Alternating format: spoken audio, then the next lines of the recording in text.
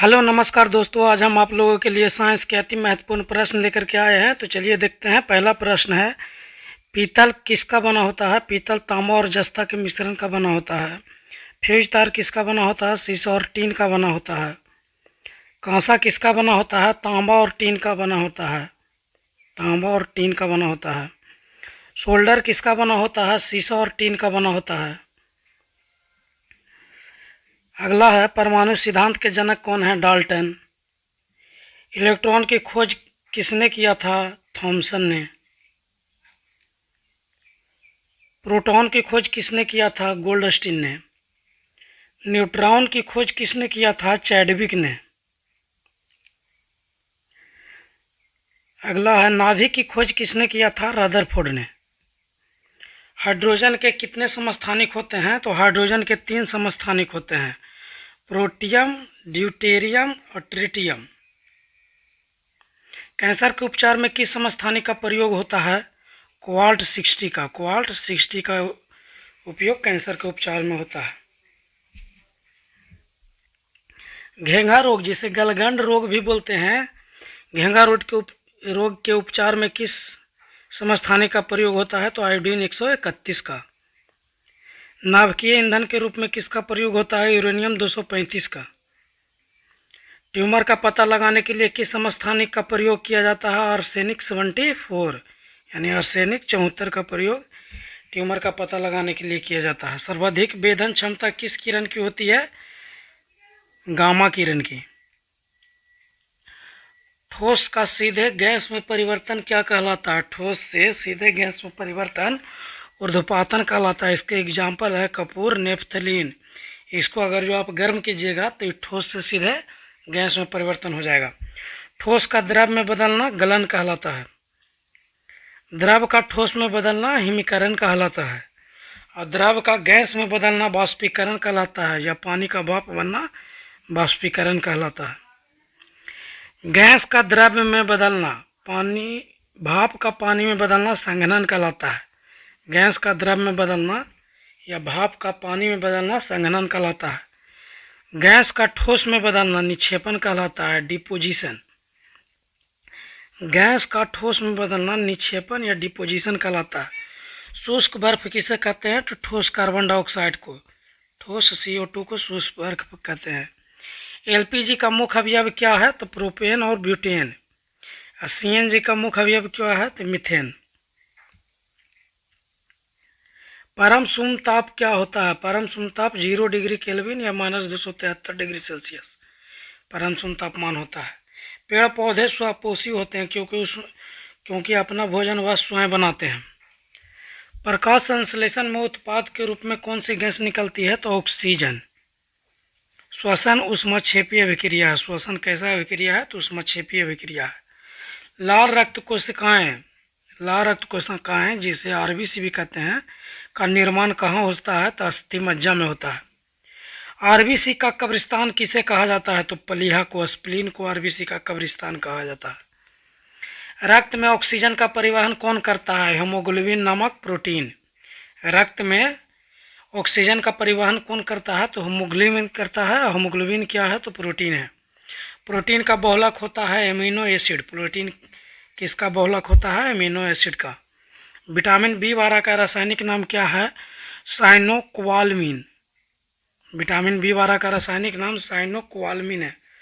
Vitamin B12 में क्वाल्ट धातु पाया जाता है। विटामिन B12 में क्वाल्ट धातु पाया जाता है। क्लोरोफिल में कौन सी धातु पाई जाती है? मैग्नीशियम। क्लोरोफिल में कौन सी धातु पाई जाती है? तो मैग्नीशियम। प्रोटीन की फैक्ट्री किसे कहते हैं? राइबोसोम को। प्रोटीन की फैक्ट्री राइबोसोम को कहते हैं। कोशिका में सबसे छोटे कोशिकांग होते हैं राइबोसोम। आत्महत्या की थैली किसे कहते हैं? लाइसोसोम को आत्महत्या की थैली कहते हैं। लाइसोसोम में किस प्रकार के एंजाइम पाया जाता है? Hydrolytic enzyme. लाइसोसोम में किस प्रकार का एंजाइम पाया जाता है? Hydrolytic enzyme.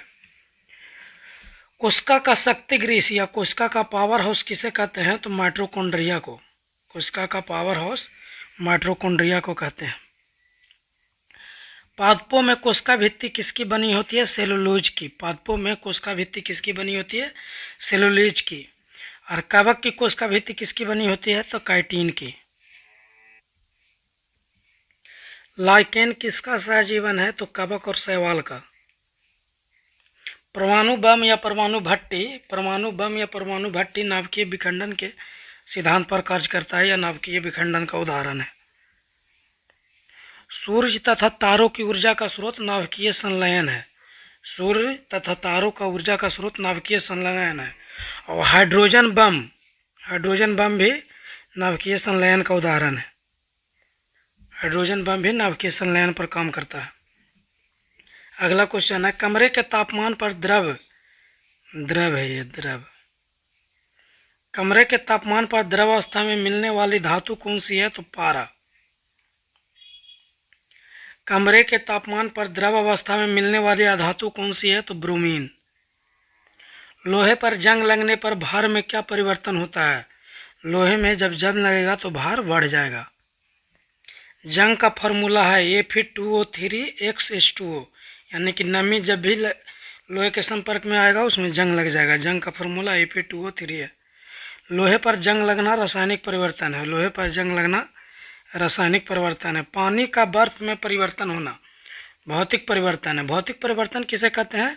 तो जैसे पानी बर्फ बना, बर्फ से फिर पानी प्राप्त कर सकते हैं, लेकिन जैसे लोहा पर जंग लग गया और फिर यह पहले की तरह नहीं होगा, क्योंकि जंग है जो लोहा को खा जाता है। लकड़ी का जलना किस प्रकार का परिवर्तन है? रासायनिक परिवर्तन है। यदि आप लकड़ी को एक बार जला देते हैं तो उसे पुनः प्राप्त नहीं किया जा सकता है। तो ये कैसा परिवर्तन होगा? रासायनिक परिवर्तन होगा। अब पानी का बर्फ में परिवर्तन होना भौतिक परिवर्तन होगा, क्योंकि पानी से बर्फ बनाते हैं, बर्फ से फिर पुनः पानी बना देते हैं। दहन जलना कैसा प्रक्रिया है? रासायनिक परिवर्तन। एक कक्षा में अधिकतम इलेक्ट्रॉन कितने हो सकते हैं? 2 हो सकते हैं।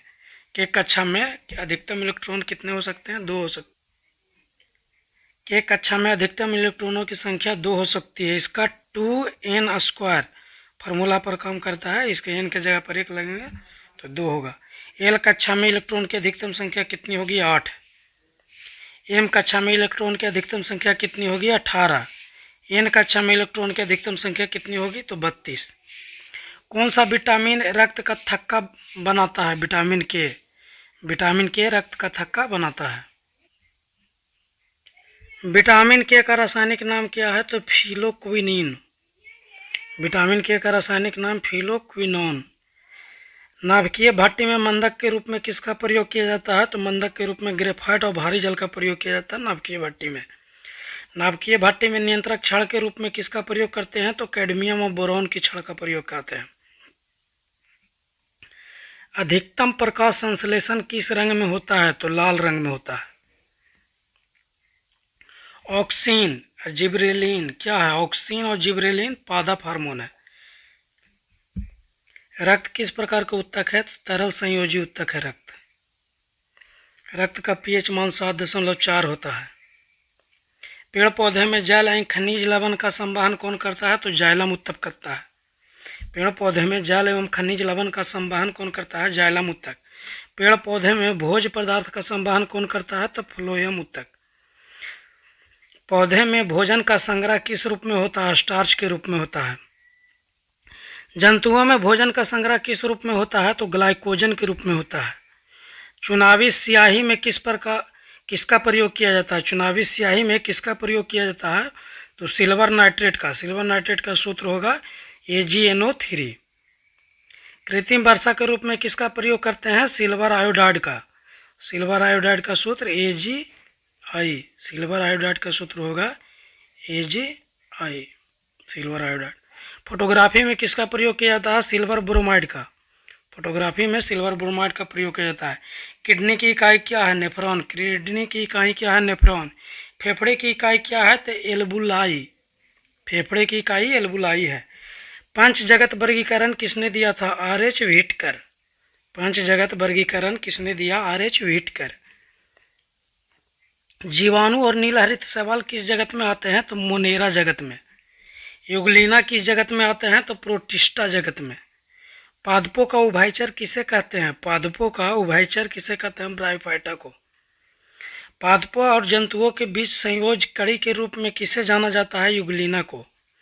पादप एंड जंतु के बीच संयोजक कड़ी के रूप में युगलिना को जाना जाता है। वर्मी कल्चर, केचुआ की खेती को वर्मी कल्चर कहा जाता है। सेरीकल्चर, रेशम कीट पालन को कहा जाता है। पीसी कल्चर किसे कहते हैं? मछली पालन को। एपी कल्चर किसे कहते हैं? मधुमक्खी पालन को। विद्युत धारा अदिश राशि है। 1 न्यूटन बराबर 10 के पावर 5 डाइन होता है। बैरोमीटर के पाठ्यांक में अचानक गिरावट का क्या अर्थ है? आंधी तूफान आना। बैरोमीटर के पाठ्यांक में धीरे धीरे नीचे गिरना, वर्षा होना की संभावना है। अब बैरोमीटर का पाठ्यांक जब धीरे धीरे ऊपर चढ़ता है तो मौसम साफ होने की संभावना होती है। मीथेन को मार्स गैस कहते हैं। मीथेन को मार्स गैस कहते हैं। हड्डी को हड्डी से जोड़ने के लिए किसका प्रयोग करते हैं? लिगामेंट का। हड्डी को मांसपेशियों से कौन जोड़ता है? तो टेंडन।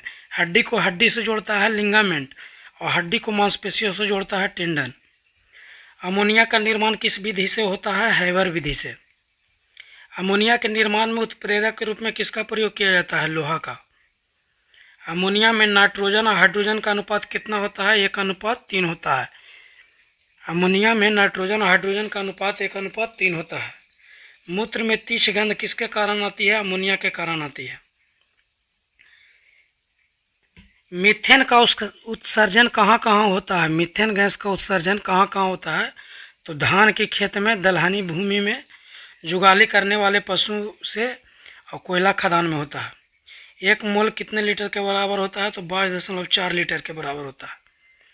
1 मोल को एवोगैड्रो संख्या भी कहते हैं। 1 मोल बराबर 6.022 गुने 10 के पावर 23 अणु या परमाणु होता है।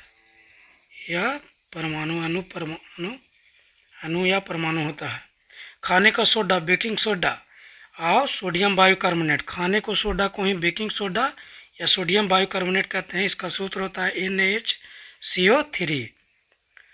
और धोने का सोडा या सोडियम NO2CO3 और 10H2O। कभी कभी आपसे पूछेगा कि सोडियम कार्बोनेट में कितने जल के अणु होते हैं? तो 10H2O। बुझा हुआ चूना या कैल्शियम हाइड्रोक्साइड CaOH का होल ट्वाइस, इसका सूत्र होता है।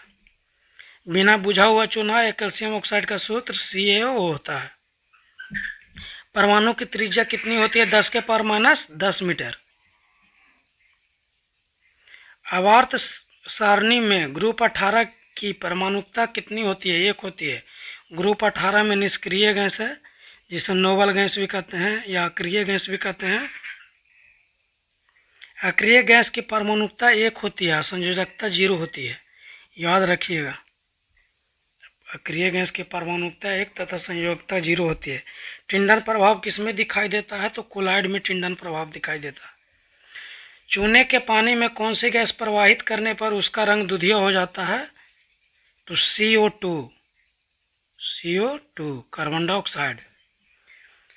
पानी में चीनी का घुलना किस प्रकार के मिश्रण है? समांगी मिश्रण। और पानी में मिट्टी का घुलना किस प्रकार का है? तो विसमांगी मिश्रण होगा। गर्मी में मटके के पानी ठंडा क्यों होता है? बाष्पीकरण के कारण। तापमान बढ़ने पर गतिज ऊर्जा विसरण पर क्या प्रभाव पड़ेगा? तो जब तापमान बढ़ेगा तो गतिज ऊर्जा विसरण दोनों बढ़ जाएगी।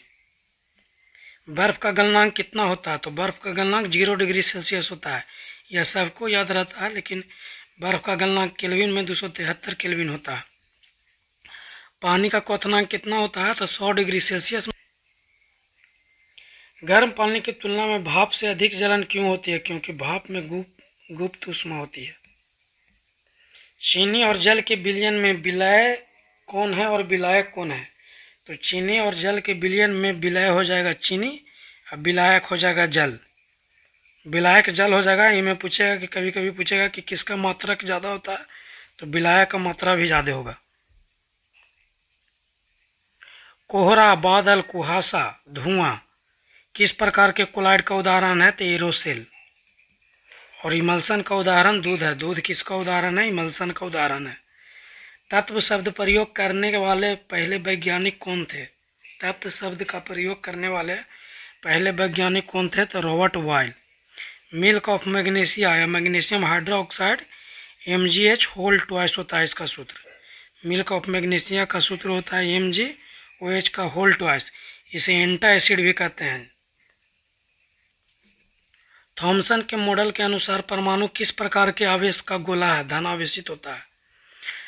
रदरफोर्ड ने श्वान पत्र मॉडल में किस किरण का प्रयोग किया है? अल्फा किरण का प्रयोग किया है। जीवाश्म की आयु का पता लगाने के लिए किसका उपयोग किया जाता है? कार्बन 14 का, C14, कार्बन 14। कोशिका झिल्ली किस प्रकार की झिल्ली है? अर्धपरागम झिल्ली है। कोशिका की खोज करने वाले कौन थे? Robert Hooke. जीवित कोशिका या जीवाणु की खोज किसने किया? ल्यूवेनहॉक ने। किशमिश का फूलना किसका उदाहरण है? परासरण का उदाहरण है। लाइसोसोम में कौन सा एंजाइम पाया जाता है? हाइड्रोलिटिक एंजाइम पाया जाता है। पौधे की लंबाई में वृद्धि करने के लिए कौन से ऊतक जिम्मेवार है? शीर्षार्थ विभोज ऊतक। पौधे की लंबाई में वृद्धि करने के लिए कौन सा ऊतक जिम्मेवार है? तो शीर्षार्थ विभोज ऊतक।